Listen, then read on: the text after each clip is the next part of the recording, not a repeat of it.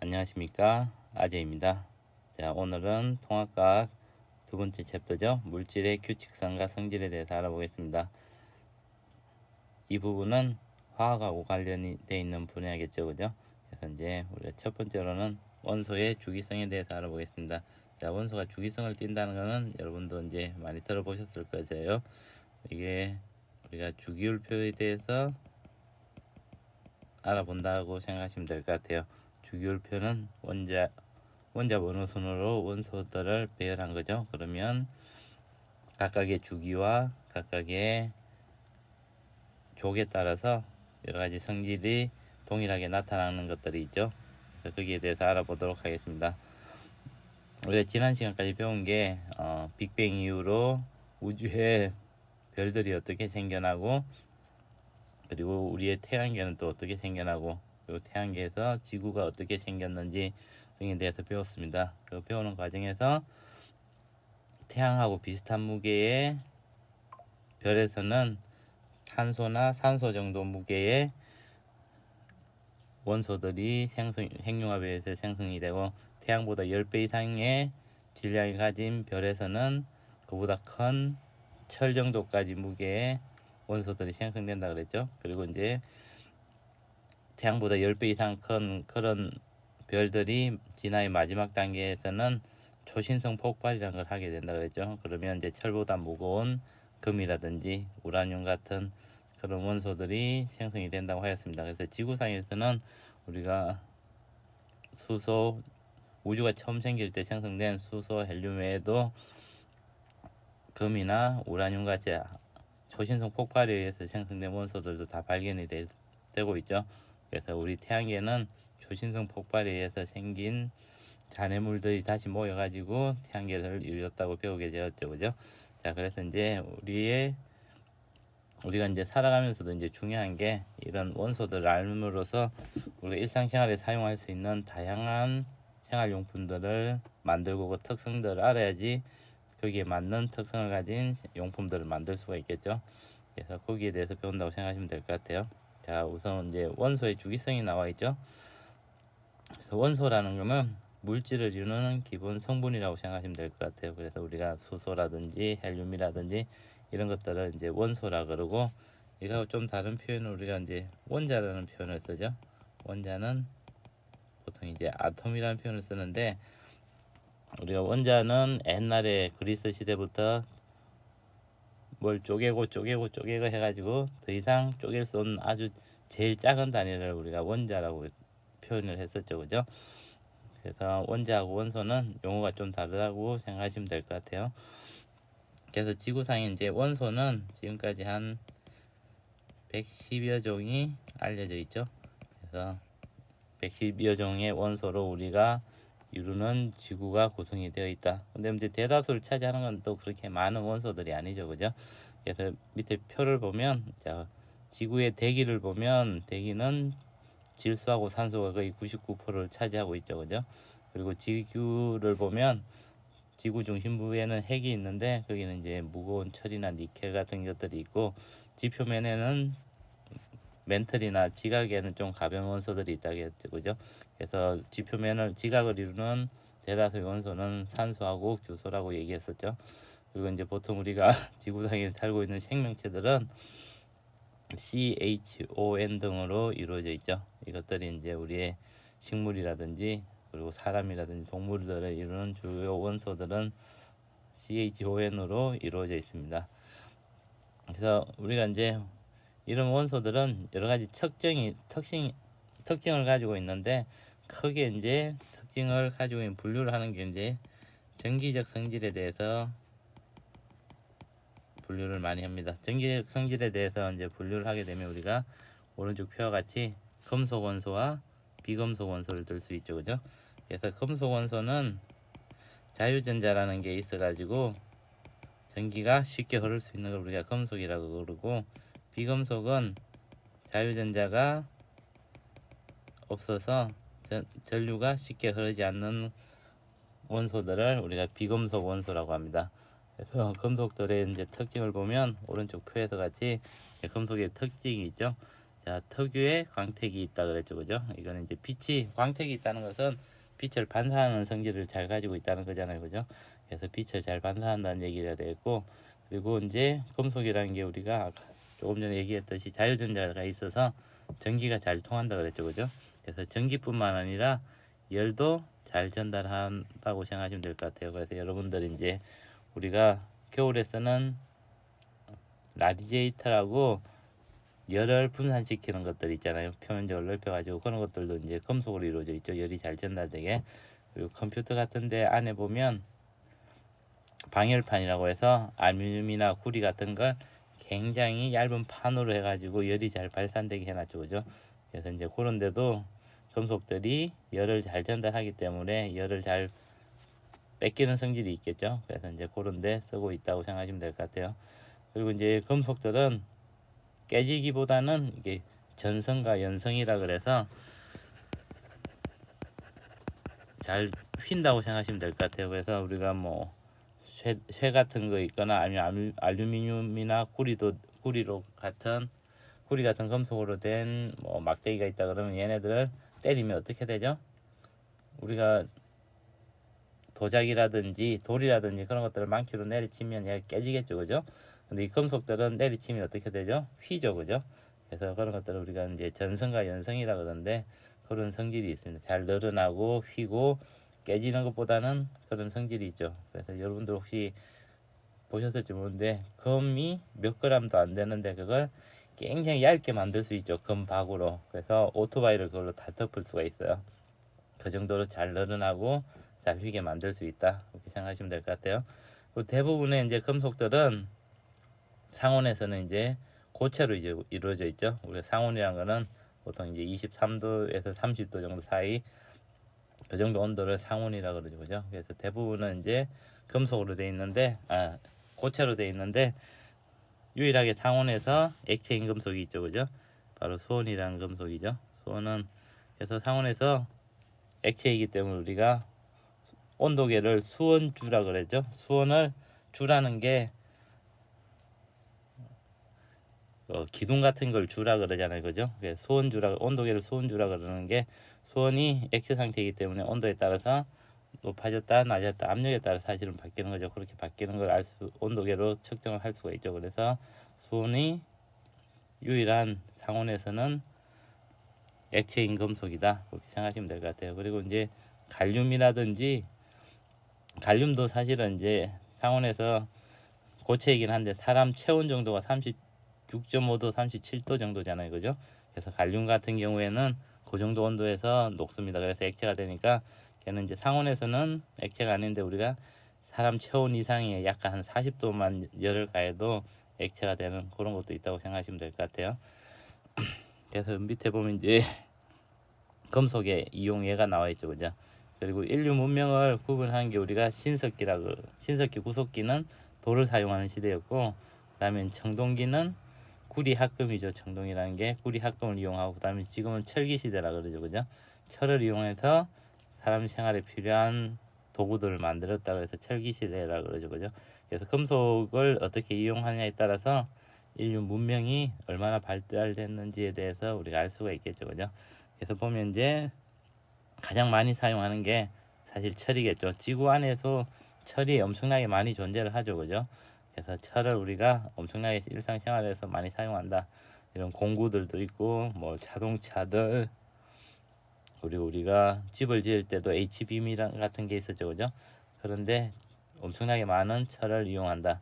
그 다음에 이제 또 우리가 많이 이용한 게 알루미늄 같은 게 있죠. 알루미늄은 사실 철하고 좀 특성이 다른 게 그렇게 몸에 해롭지도 않고, 그리고 얘가 철은 산화가 되면 어떻게 되죠? 빨갛게 녹이 슬죠, 그죠? 알루미늄은 산화가 되면 Al2O3가 생겨서 도리어 이제 표면을 좀 더 단단하게 만들어주고 그런 특성이 있기 때문에 사실 우리가 알루미늄도 많이 사용하고, 이제 철보다 훨씬 가볍기 때문에 알루미늄을 이용해서 우리가 비행기를 만든다든지 아니면 자동차의 외부 외장재 같은 걸 만든다든지 그런데 알루미늄을 현대 산업에서도 엄청 많이 쓰이고 있죠. 그리고 이제 금 같은 것도 있죠. 금은 이제 반응을 하지 않아서 엄청나게 귀금속으로 많이 곽광을 받고 있는데 사실 이제 금이 산업에서도 엄청나게 많이 쓰이고 있습니다. 저기 보면 회로기판 있죠, 여러분들. 회로기판이 요즘 안 쓰이는 데는 없죠. 모든 반도체에서는 다 회로기판이 있죠, 그죠? 그런데도 이제 많이 사용이 된다. 금속들은 우리가 이제 일상생활에서 주로 이제 전기가 통하기 때문에 여러 가지 전기적인 특성을 갖는데 많이 사용된다고 보시면 될 것 같아요. 그다음에 있는 게 이제 비금속 원소들이 있죠. 비금속 원소들은 열이나 전기를 잘 통하지 않겠죠, 그죠? 여기 보면 이제 흑연은 예외라고 나와 있죠, 그죠? 우리가 뒤에서 주기율표가 나올 텐데 흑연은 주로 뭐로 돼 있죠? 여기 탄소로 돼 있다 그랬잖아요, 그죠? 그래서 탄소로 돼 있는 게 대표적인 게 흑연이죠. 얘는 전기가 통해요. 근데 또 탄소로 된 가장 대표적인 게 뭐가 있죠? 다이아몬드가 있죠. 세상에서 제일 단단하다는 다이아몬드가 있는데 얘는 전기가 통하지 않습니다. 그래서 이제 원소들이 같은 동일한 원소라도 결합 구조가 어떻게 되냐에 따라서 전기가 통할 수도 있고 전기가 통하지도 않을 수가 있습니다. 그래서 이제 보통의 경우에는 비금속 원소들은 전기가 통하지 않는다, 그렇게 생각하시면 될 것 같아요. 그리고 열도 잘 전달하지 않는다. 근데 예외적으로 탄소로 이루어진 흑연 같은 경우, 그리고 이제 여러분들 그래핀이라고 들어보셨을 거예요. 그래핀이 흑연이 한 평면에 쫙 깔려 있는 걸 그래핀이라고 하는데 걔는 전기적 열적 특성이 되게 좋기 때문에 요즘 많이 연구를 하고 있죠. 그래서 그래핀 같은 것도 전기적이나 열적으로 특성이 좋다, 금속보다 더 성질이 좋다고 생각하시면 될 것 같아요. 그리고 이제 대부분의 비금속 원소들은 고체로 되어 있습니다. 그리고 얘도 이제 보면 브로민이라고 해서 저기 우리가 나중에 17쪽을 배울 텐데 여기는 클로린, 브로린, 요오드 이런 것들이 17쪽에 있습니다. 이제 이쪽이 이제 반응성을 굉장히 크고 강산을 만들기 때문에 주기율표상에서도 비중 있게 다루고 있습니다. 여기 이제 있는 브롬이 있죠, 그죠? 예, 브로민만 상온에서 액체고 대부분은 기체라든지 고체로 이루어져 있다. 기체인 게 많죠, 그죠? CL이라든지 F 같은 것도 독립적으로 있으면 Cl2, F2가 기체로 되어 있고 요오드 같은 경우에는 고체로 되어 있죠, 그죠? 그래서 브로민만 주로 액체다, 이렇게 생각하시면 될 것 같아요. 대표적으로 이제 수소라든지 탄소라든지 질소라든지 이런 것들이 있다, 이렇게 생각하시면 될 것 같아요. 그다음에 이제 우리가 이제 물질의 원소들의 특성을 나타낼 때 주기율표라는 걸 이용해서 물질의 특성을 나타내고 있거든요. 그래서 이제 처음 주기율표는 1869년에 멘델레예프가 만들었는데 이제 이때 처음 만들었을 때는 원소를 어떤 순서에 따라 배열했냐 하면은 원자량에 따라서 배열을 하였습니다. 원자량이라는 것은 요 밑에 보면 그림에 뭐가 있죠? 가운데 있는 게 원자핵이고 이 주위를 전자들이 돌고 있는데 원자핵은 양성자와 중성자로 이루어져 있죠, 그죠? 네, 원자량이라는 거는 양성자 수 더하기 중성자 수를 우리가 원자량이라고 부릅니다. 그래서 처음에 멘델레프는 이 원자량에 따라서 주기율표를 만들었습니다. 63종에 대해서 원자량에 따라서 만들었는데 이제 이때는 이제 사실 이제 주기에 따라서 족에 따라서 이게 특성이 좀 보이긴 했는데 완벽하게 우리가 보기는 힘들죠. 대표 예를 들면 우리가 이제 탄소를 가지고 연대 측정을 할 때는 탄소 동위원소를 사용하죠, 그죠? 그래서 C가 6번인데 원자량이 12짜리하고 13짜리 이런 것들이 존재하는데 이걸 동위원소라 그러잖아요. 동위원소들은 원자 번호는 같아요.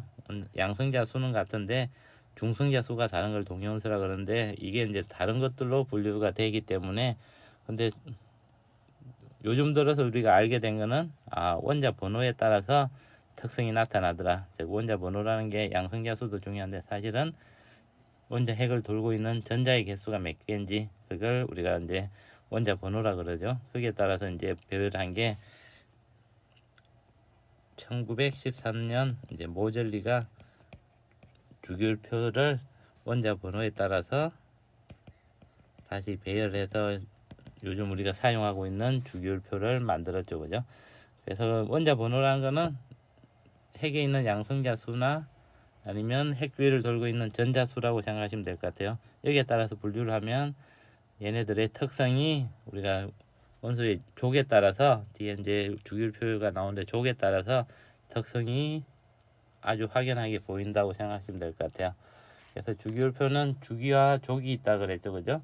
자, 주기라는 것은 이제 오른쪽에 주기율표가 있는데 여기 1주기, 2주기, 3주기, 4주기 이렇게 나와 있는 게 이제 주기라 그러고 족은 1족, 2족, 뭐 3족, 4족, 그리고 17족, 16족, 18족 이렇게 있는 걸 세로줄을 족이라 그러고 가로줄을 주기라고 생각하시면 될 것 같아요.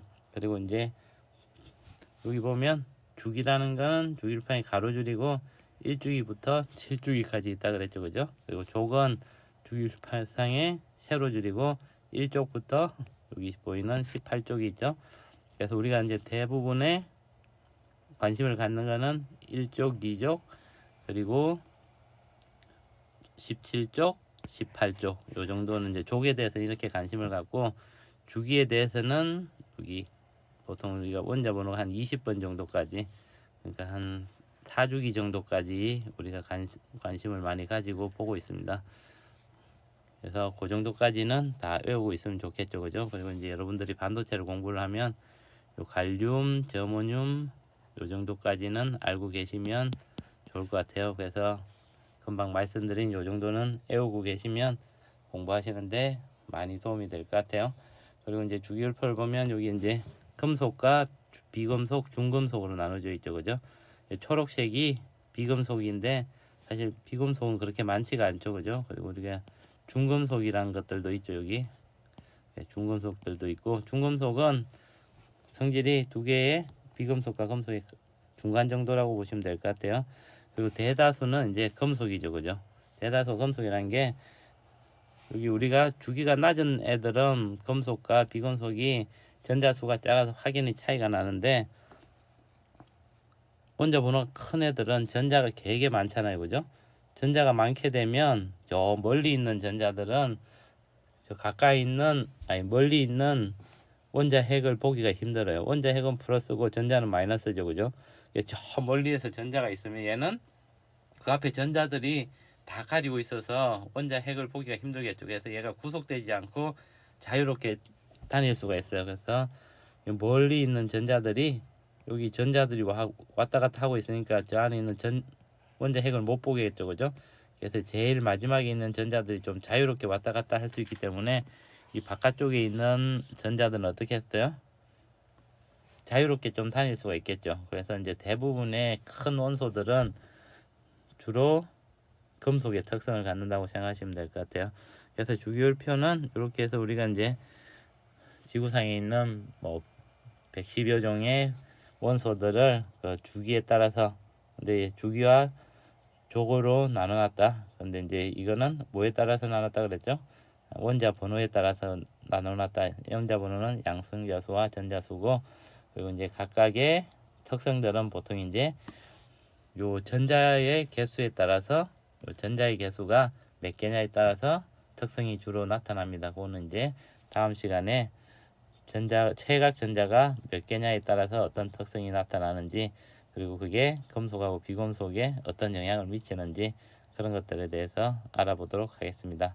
예, 오늘 영상은 여기까지 하겠습니다. 시청해 주셔서 감사합니다.